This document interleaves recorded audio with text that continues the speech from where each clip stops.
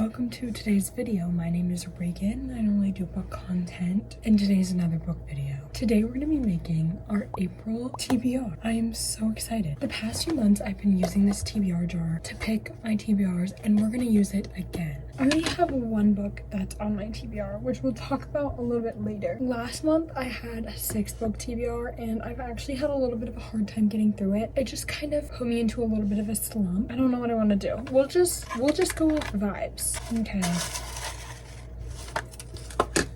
We got a yellow. A book with an animal on the cover. Let's take a look-see.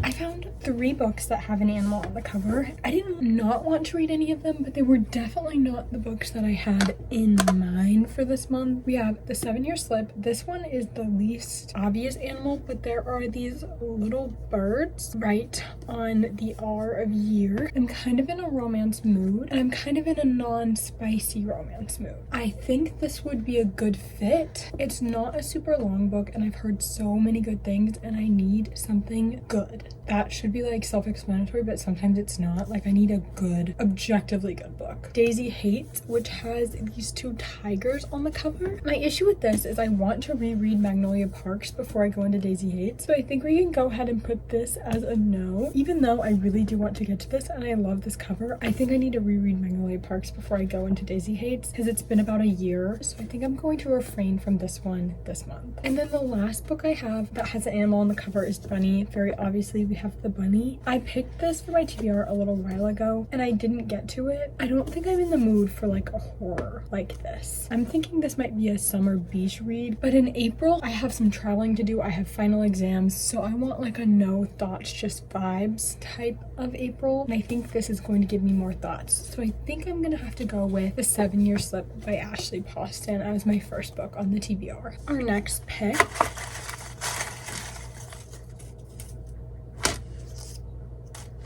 2 purples. We're gonna pick this one. What does it say? A book with a theme of water. Okay, I did this the other month. We're actually gonna throw this away. Then we'll pick up the other purple.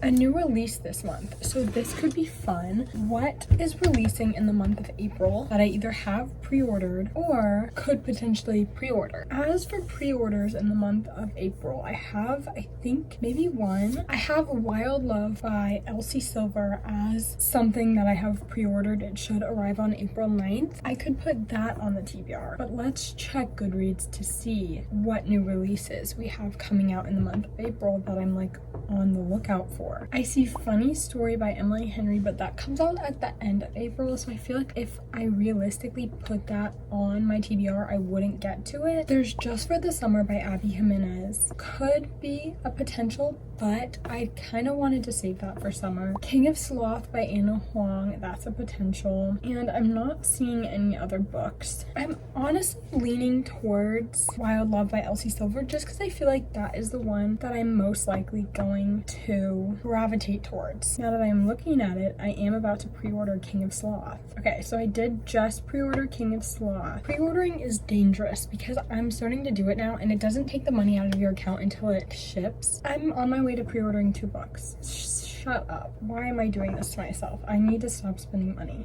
I did just pre-order 2 more books. Funny Story definitely comes out in hardback, which is gonna piss me off. But that means we have 3 options. We could do Wild Love by Elsie Silver, we could do Just for the Summer by Abby Jimenez, and King of Sloth by Anna Huang. I'm gonna put officially Wild Love on the TBR, but if I end up reading King of Sloth or Just for the Summer during April, I will count that as my TBR pick because it said a new release, so we could do any of the above options. So officially we have Wild Love as our second book. I'm gonna pick our 3rd one, and then we're gonna go for 1 more after this. We have a pink and a green. Do we want to do both as our last 2 picks? This is the pink one. That was 100% upside down. Fake dating trope.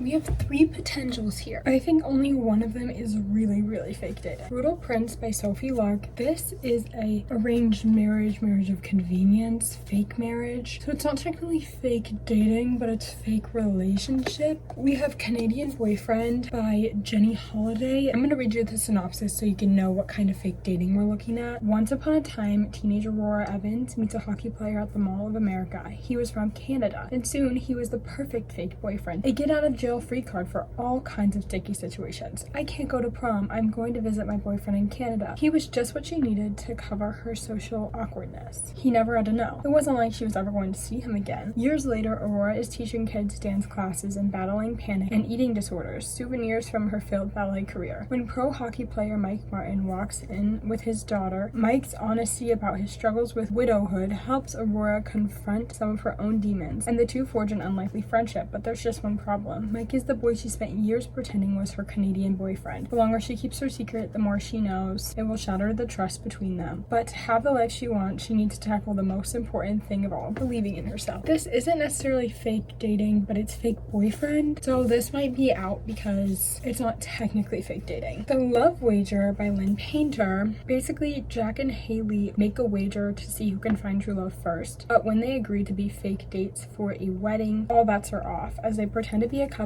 lines become blurred and each struggles to remember why the other was a bad idea to begin with. So this is the only one that's technically fake dating. So we're gonna put this on the TBR. Last one was the green one we picked out with the pink one.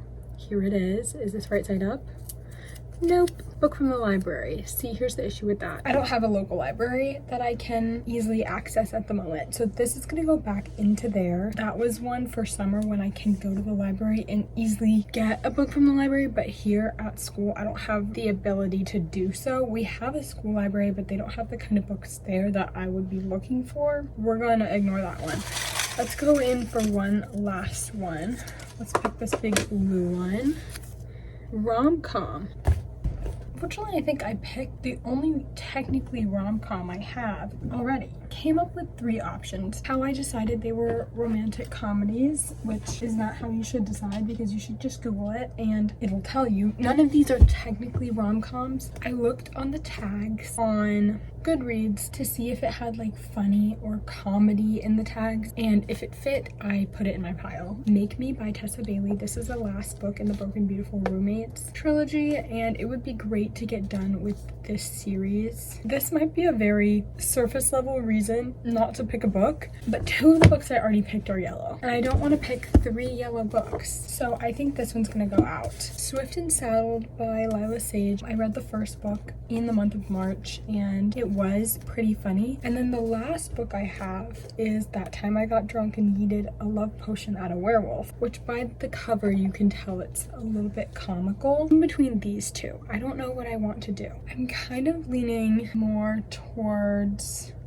I don't know, I'm right in the middle of these because if I don't put this on my TBR, I think I'm gonna read it anyways. And if I don't put this on my TBR, I will get to it, but I don't know how quickly. So that makes me want to put this on my TBR because it's one that I'm not gonna reach for easily. And it's only 240 pages. I think I'm gonna put this on my TBR. Last thing we have to talk about before I do a little recap of the TBR is the book that has to be on it. And that's gonna be Air of Fire by Sarah J. Maas. I'm doing a book a month reread of the Throne of Glass series, and for April, Air of Fire is my pick. It is pretty chunky, which is why I'm glad I picked mostly romance, lighthearted romance books. So here is our little recap of our TBR. For a book with an animal on the cover, we have The 7-Year Slip by Ashley Poston, these little doves.